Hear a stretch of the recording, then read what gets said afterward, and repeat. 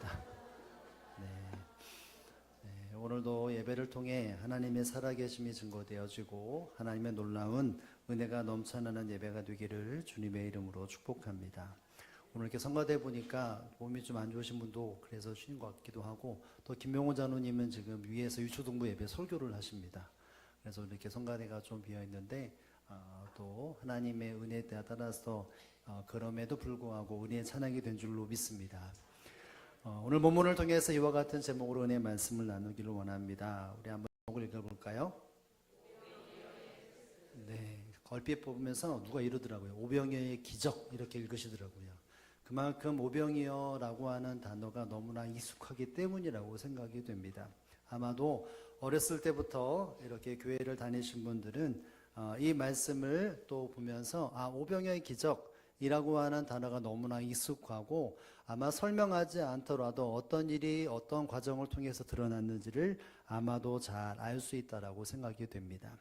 여러분, 이 땅에 삶을 살아가는 성도들의 삶 속에 하나님은 시험이라는 것을 주는 것을 보게 됩니다. 여러분, 시험이라고 하는 단어가 여러분의 학창시절 때에 그 시험이 때로는 나의 삶 속에 부담감이 너무 클 때가 많지 않았습니까? 그 결과를 보면서 저희 아이들도 보면 시험 때가 되면 긴장하게 되고 결과물을 가면 더 긴장을 하게 됩니다. 혼날까 봐서, 혹은 뭐 칭찬을 들은 거지만 대부분 보면 어쨌든 당당하게 저 이렇게 봤어요 말하는 사람들이 자녀들이 없습니다. 여러분, 그렇다면 자녀들이 이런 시험을 통해서 얻는 것이 무엇이고, 단순히 그냥 흘러가는 시간 속에 없으면 좋겠다 이와 같은 생각으로 이 시험을 치른다. 여러분, 시험이라고 하는 것은 꼭 어려움과 아픔, 또 때로는 근심일 수 있으나 가만히 생각해 보면 이 시험은 학생들의 실력을 점검하고 미래를 준비하는 것임을 알게 됩니다. 신앙의 모습도 마찬가지라고 볼 수 있습니다. 예수님이 이끌어 가실 때 분명히 우리 시간 속에 시험이라고 하는 중간중간에 이와 같은 도구들을 남겨주십니다. 그것을 통해서 우리는 또 시험이 온다 라고 하는 것 때문에 한숨을 쉴 때가 있고, 또 때로는 시리에 빠질 수도 있지만, 여러분, 시험을 허락하시는 주님의 뜻은 그 일들로 내 자신을 점검하게 되고 또 준비하는 삶을 살게 하신다는 것을 잊지 말아야 합니다. 오늘 본문에도 보면 그와 같은 모습을 우리는 쉽게 발견하게 됩니다. 예수님이 왜 이 오병이어의 일들을 행하셨을까요? 단순히 약 5천 명이 훨씬 넘는 사람들에게 배를 불리기 위해서 이 일들을 행하셨겠습니까? 오늘 본문은 분명한 의도가 있다는 것을 우리에게 말해주고 있습니다. 우리 5절의 말씀을 다 함께 한번 읽어봅니다. 5절입니다. 시작. 예수께서 눈을 들어 큰 무리가 자기에게로 오는 것을 보시고 빌립에게 이르시되 우리가 어디서 떡을 사서 이 사람들을 먹이겠느냐 하시니. 아멘. 여러분, 여기서 예수님을 눈을 들어 큰 무리가 자기에 오는 것을 보십니다. 그러면서 우리가 어디서 떡을 사서 이 사람을 먹이겠느냐라고 말할 때 누구에게 말씀하십니까? 그렇죠. 빌립이라고 하는 사람에게 이 말씀을 하십니다. 야, 빌립아, 우리가 여기 지금 모여있는 수많은 사람들에게 어디서 이 떡을 사서 먹일 수 있겠느냐라고 말합니다. 여기에는 어디서라고 하는 말이 나오는데, 이 어디서는 단순히 어디서라고 해석도 되지만 어떻게라고 하는 말도 해석이 됩니다.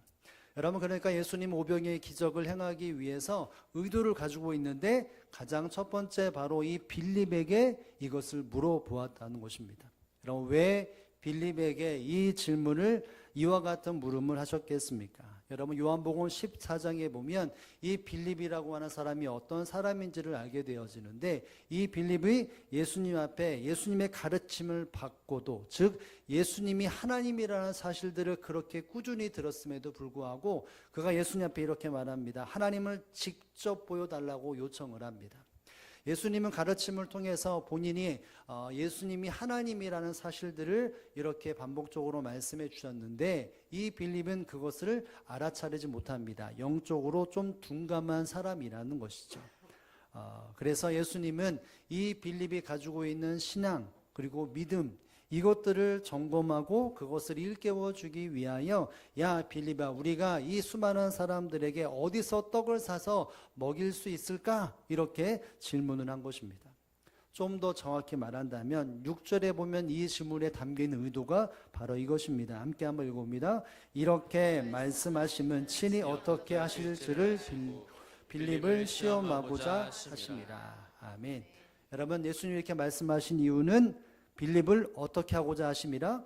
예, 시험이 하고자. 여러분, 시험이라고 하는 단어는 영어로 보면 테스트라고 하는 단어인데, 즉 유혹이나 좋지 않은 의도를 가지고 이렇게 시험하는 것이 아니라 점검하고 미래를 열고 신앙을 점검하는 좋은 의도를 가지고 이 빌립에게 시험을 내셨다라는 것을 알게 됩니다.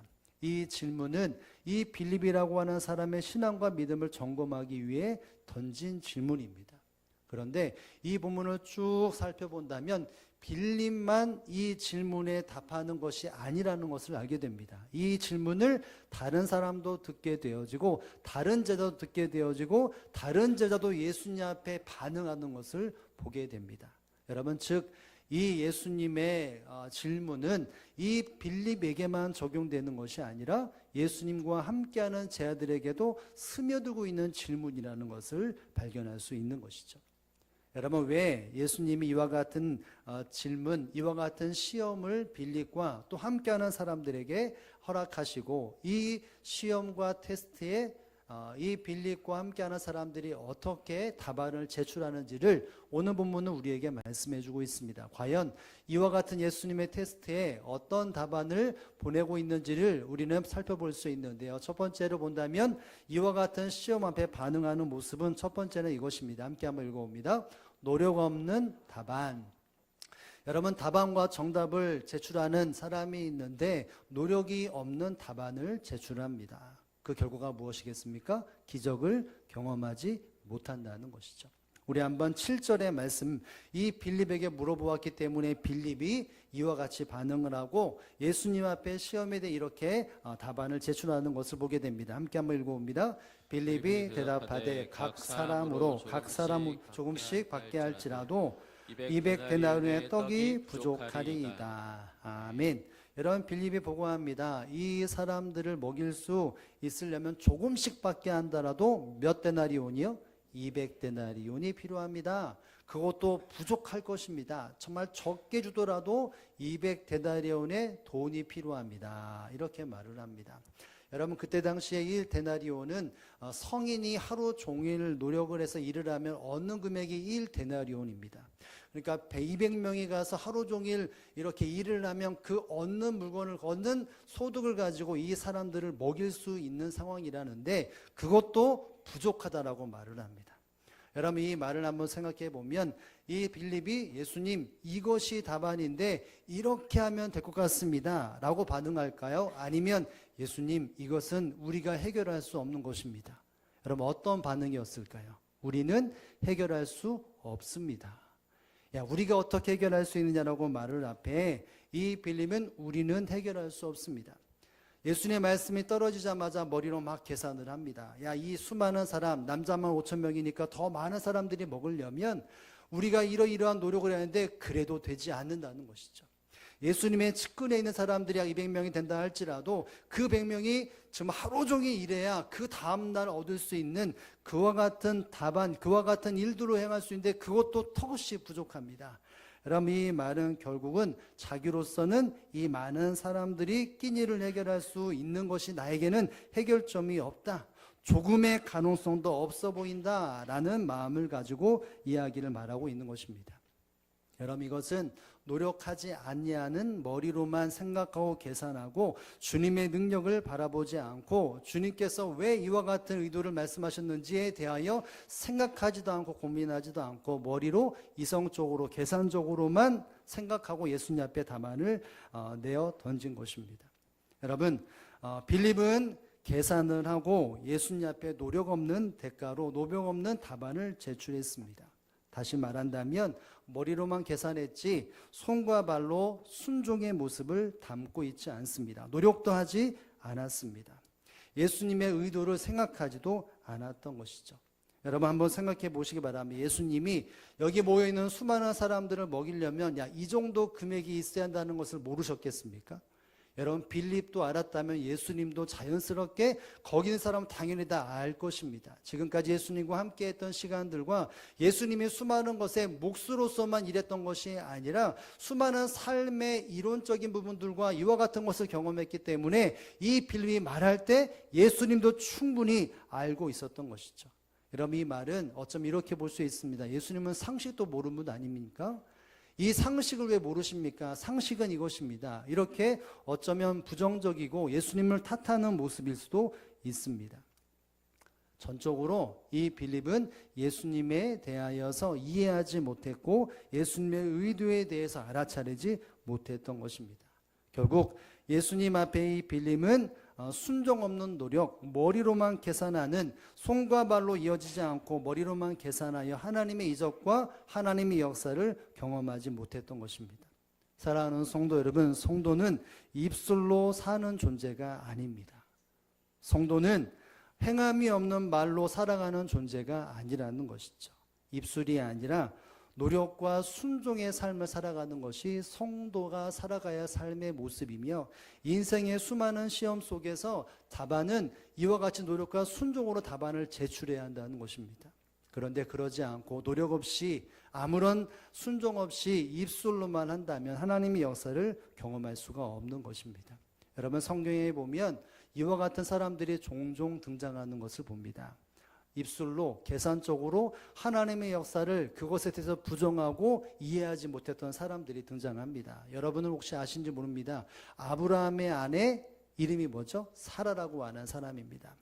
여러분 아브라함에게 하나님은 나타나셔서 창세기 12장에부터 중간중간에 내가 너를 큰 민족으로 너의 자손을 많게 해주리라 라는 것을 계속해서 말씀을 하십니다. 근데 창세기 18장에 가보면 이 아브라함에게 대하여 네가 다음 이듬해쯤 되면 네가 아들을 보리라 라는 말씀을 하십니다. 그런데 그 옆에 누가 이 말을 들을까요? 사라가 듣습니다.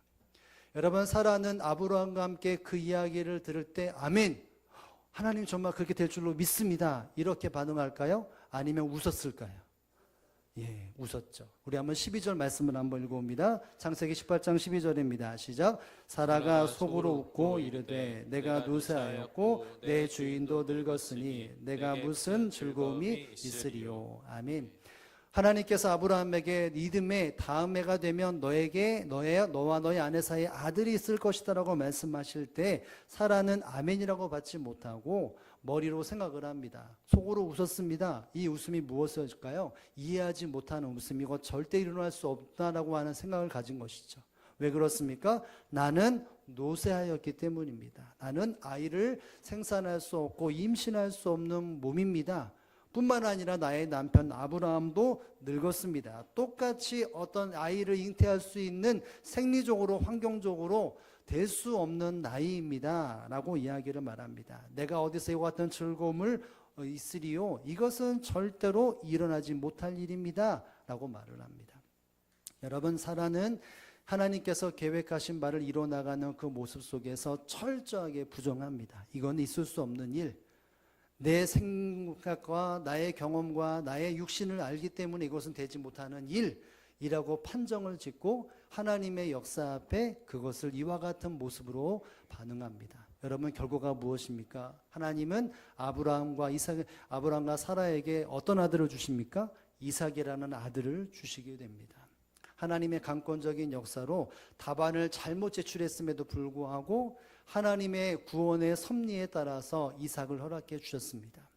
여러분 우리가 기억해야 될 것이 무엇입니까? 사라는 하나님의 말씀 앞에 인간적인 계산을 가지고 그 모습의 신앙의 모습이라고 이야기하면서 그렇게 서 있는 것을 보게 됩니다. 노력도 하지 않았습니다. 가능이 없다라고 말을 합니다. 경험적으로 이것은 될 수 없는 일이라고 부정하고 있는 것이죠. 벌써 판단을 내린 것입니다. 사랑하는 성도 여러분, 그럼에도 불구하고 하나님은 이 모든 것을 아시고 하나님의 주권과 섭리에 따라 일하시는 하나님이라는 것을 보게 됩니다. 바로 아쉬움이 무엇이냐면 이 사라가 온전한 답안을 제출하지 못했다는 것을 우리는 기억할 수 있어야 합니다. 여러분, 예수님이 승천하신 이후에 사도행전 11장에 가보면 베드로라고 하는 사람에게 예수님이 환상으로 보여주시는 것이 있습니다. 하늘에서 보자기가 내려오는데 그 안에 수많은 짐승들을, 동물들이 이렇게 이 보자기에 앉은 채 쭉 내려오게 됩니다. 여러분, 예수님이 뭐라고 말씀하십니까? 내가 이것을 먹으라 라고 말씀을 하십니다. 여러분, 이것은 사단이 말한 것도 아니고 악의 어떤 존재가 말한 것도 아니고 이 베드로가 직시합니다. 주여, 그럴 수 없습니다, 이렇게 말하는 것을 본다면 예수님이 친히 이 일들 속에서 예수님의 의도를 가지고 명령하셨다는 것이죠.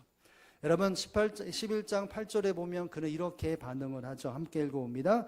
내가 이르되 주님, 그럴 수 없나이다. 속되다 깨끗하지 아니하는 것을 결코 내 입에 들어간 일이 없나이다 하니. 아멘. 여러분, 이렇게 환상을 보여주시고 말씀하신 것은 예수님이십니다.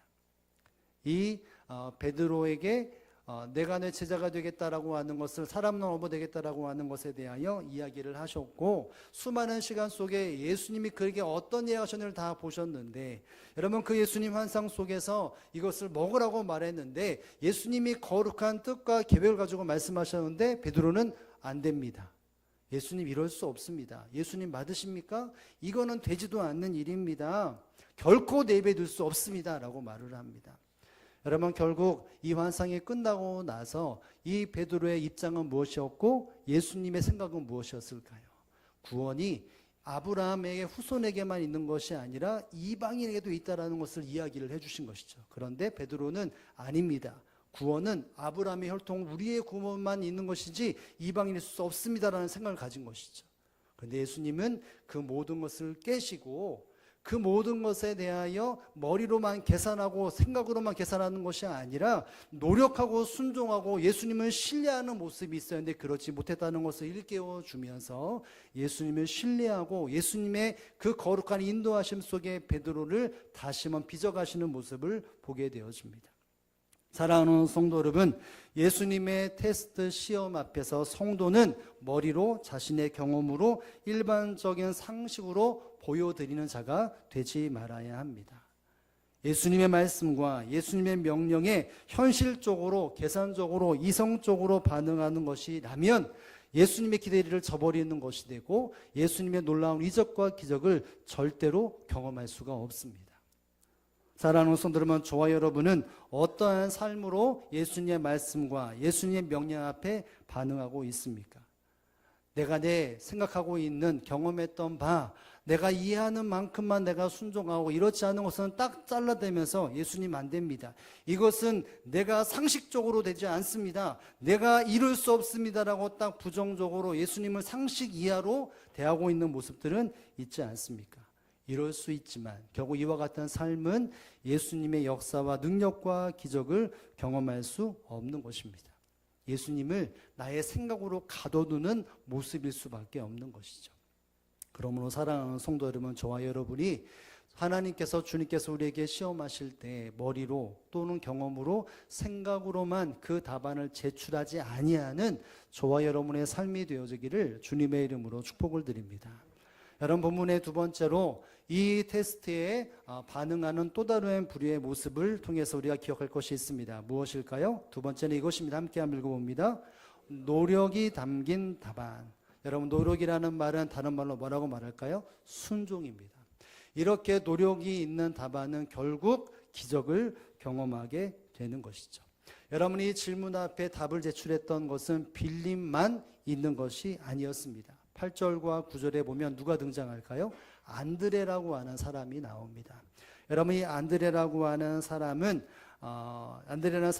베드로의 동생이기도 하고 예수님의 부름 앞에 그래도 앞순위에 있었던 사람이라고 말할 수 있습니다. 이 사람은 겉으로 드러나지 아니하는 주님을 따랐던 사람입니다. 늘 뒤에서 봉사하고 헌신하는 모습으로 그 존재를 드러냈던 사람입니다. 그리고 이 사람은 한 번도 불평한 적이 없었던 삶을 살았고, 무엇보다도 그 전승에 따르면 이 사람은 순교를 당하는데 십자가, 그러니까 X의 십자가에 순교를 당하는 삶을 살았습니다.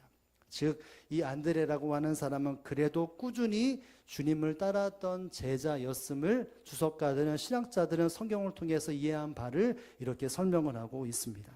여러분 이 안드레가 빌립에게 말씀하시는 말을 그가 듣게 됩니다. 그리고 잠시 시간이 흐른 뒤에 그는 예수님 앞에 이렇게 반응하고 답안을 제출합니다. 우리 8절과 9절 두 구절 말씀 한번 천천히 읽겠습니다. 시작. 제자 중 하나 곧 시몬 베드로의 형제 안드레가 여짜오되 여기 한 아이가 있어 보리떡 5개와 물고기 2마리를 가지고 있나이다. 그러나 그것이 많은 사람에게 어떻게 되겠사옵나이까. 아멘. 여러분 중간 제가 이렇게 콤마 찍은 부분은 앞부분 8절인데 여러분 제자 중에 하나 곧 시몬 베드로의 형제 안드레가 예수님께 뭐하오되 여짜오되라는 것은 이야기를 했다는 것이죠. 물어쓴 것도 있고 무엇인가 예수님 앞에 말했다는 것이죠. 여러분 이 여짜오되라는 말은 많은 것을 함축하고 있습니다. 제가 주석에 살펴보니까 이 말은 그 안에 그 제안 속에는 빌립이나 다른 제자들과 달리 믿음이 들어가 있다 이렇게 말을 합니다. 그러니까 물어본다는 의미가 부정적으로 물어보는 것이 아니라는 것이죠. 믿음이 담겨 있는 채로 무엇인가 소망과 희망을 두고 물어보았다는 것입니다. 예수님이 명령하셨던 우리가 이 많은 사람들에게 떡을 어디 사서 줄까라고 말할 때 예수님의 말씀하신 자체를 볼 때에 이것은 될 수 있는 일, 불가능한 일이 아니라는 마음을 가지고 예수님께 물어보았다는 것입니다.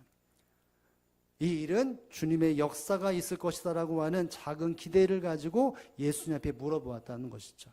여러분 9절에 보면 이런 말이 있습니다. 여기 한 아이가 있어 보리떡 5개와 물고기 2마리를 가지고 있나이다 라고 말합니다.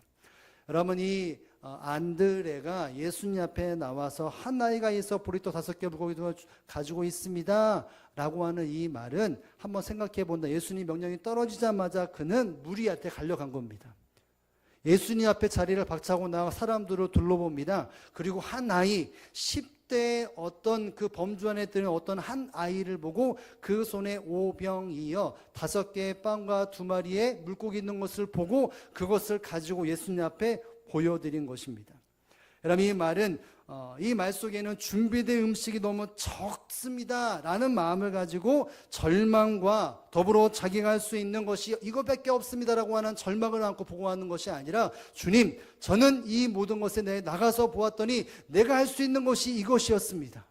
그러나 조금 많이 부족한 것이 현실입니다. 그럼에도 불구하고 내가 노력했고 내가 예수님에 순종했습니다. 그러나 부족합니다.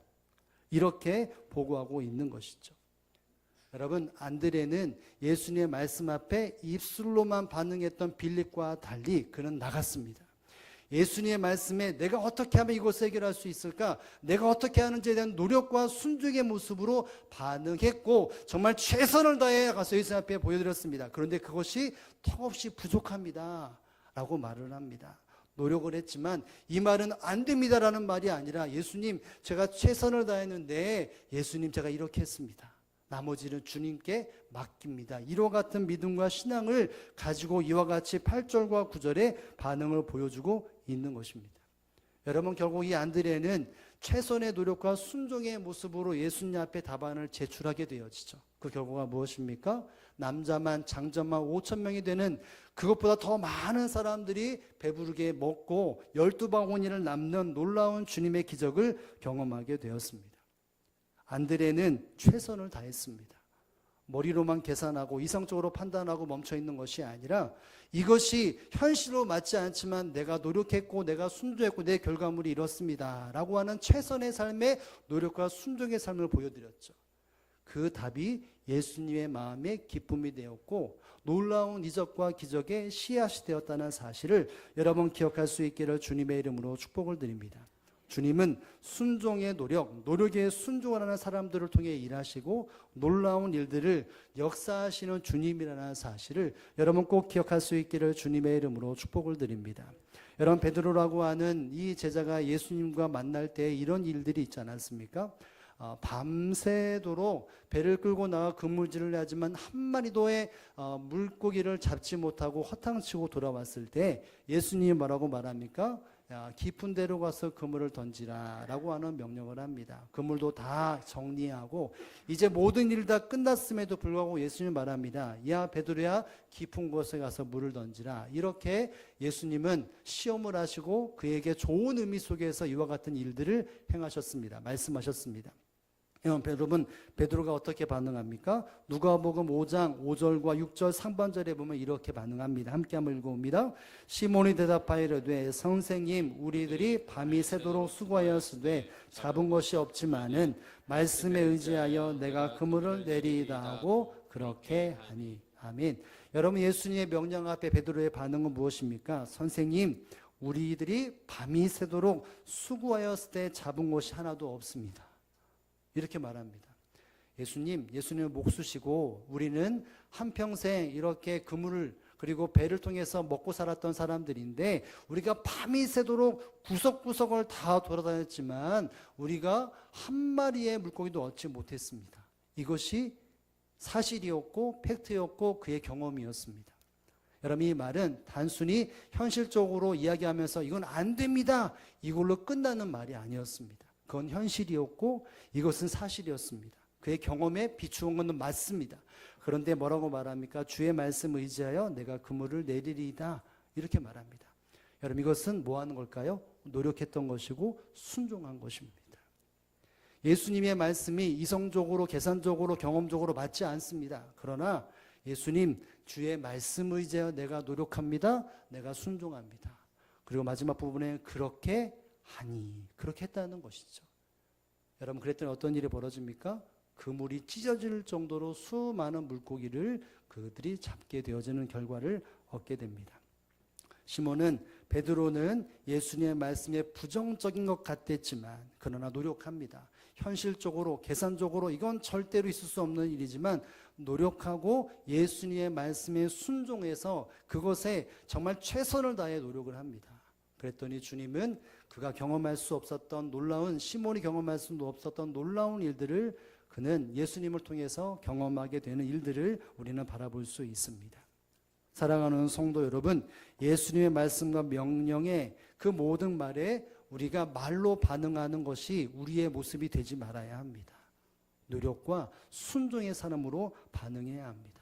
그러면 그 작은 것 어쩌면 미전할 수 있는 그 모든 것이지만 그러나 주님께서는 그 노력과 순종의 모습을 통해서 흡족하게 여시고 놀라운 역사를 이루어 가신다는 것을 우리는 기억할 수 있어야 합니다.